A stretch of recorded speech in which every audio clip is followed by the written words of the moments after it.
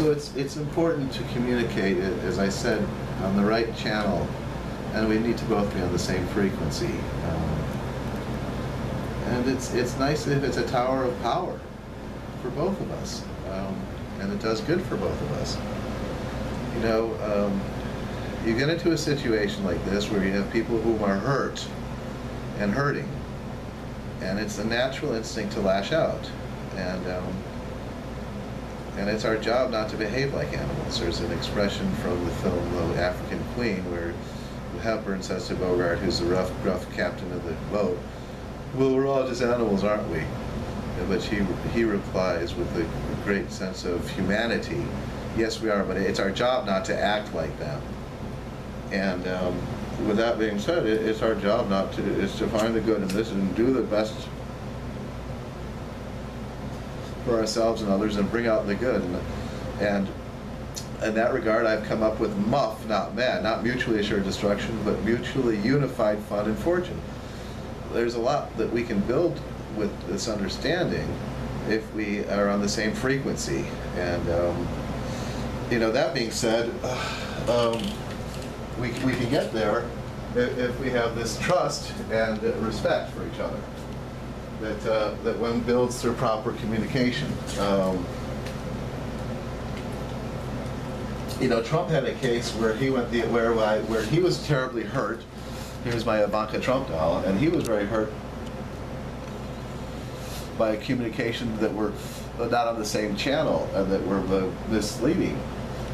She was whining and dining the AG regarding licensing of his university's higher education institute, and she was misled, and you know, he has an ethics complaint, and it's not right to do things that are wrong and hurt people.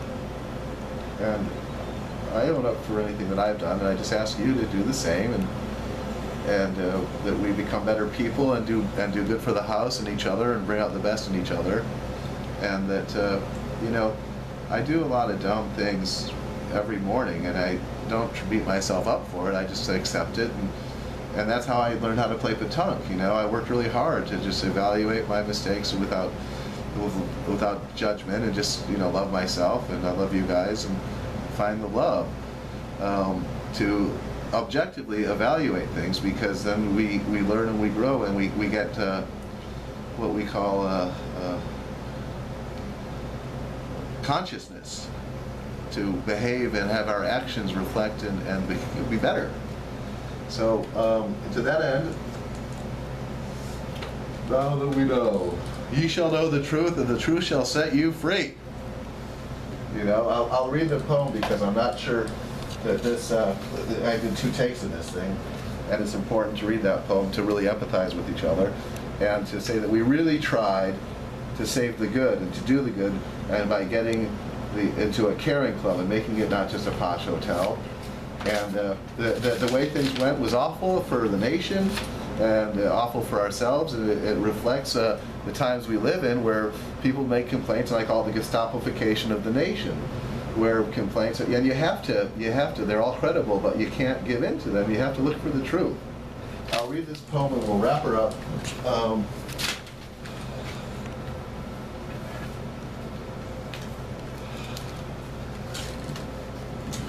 Because I think this really sums up what I've experienced in the last year,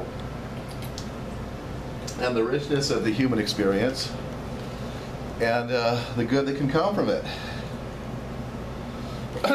If you can keep your head while all about you are losing theirs and blaming it on you, if you can trust yourself while all men doubt you, and yet make allowances for their doubting too, if you can wait and not be tired by waiting, or being lied about, don't give way to lies, or being hated, don't give way to hating, and yet don't look too good nor talk too wise. If you can dream and not make dreams your master, if you can think and not make thoughts your aim, if you can meet with triumph and disaster and treat those 2 impostors both the same. This is where it hurts, because I've busted my ass to get where I am, and I chose to be an artist, and the house is important to me as a sense of belonging. I could have had a bunch of dough running my dad's businesses. I've been in the country club. That's not for me. Anyway, if you can meet with triumph and disaster and treat those imposters both the same, if you can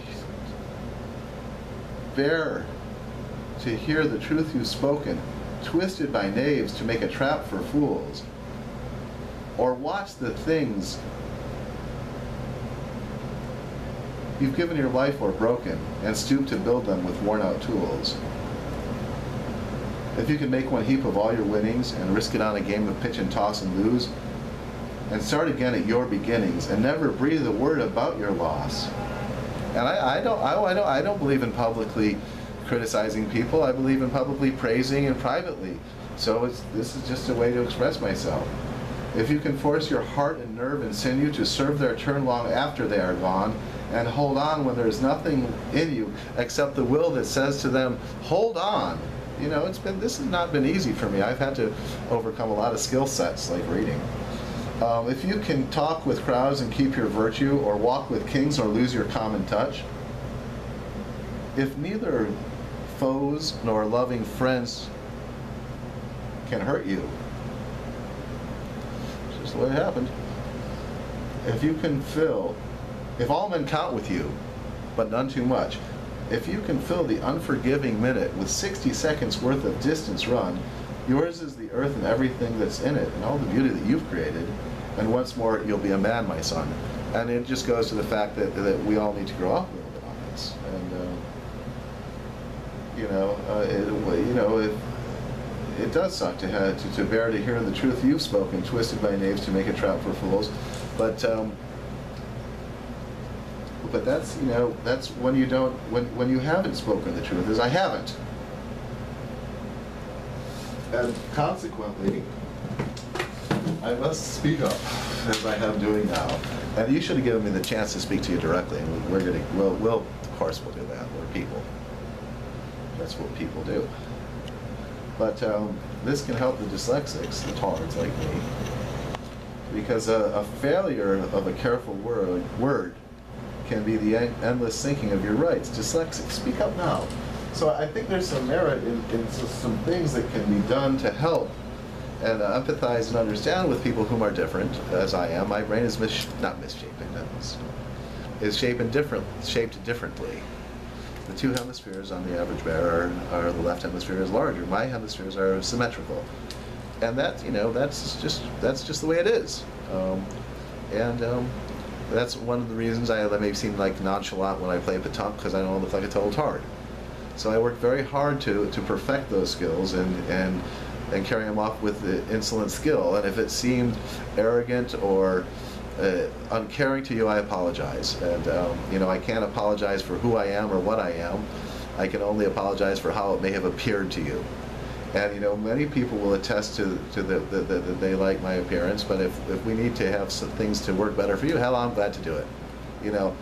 It's an important principle of getting this right.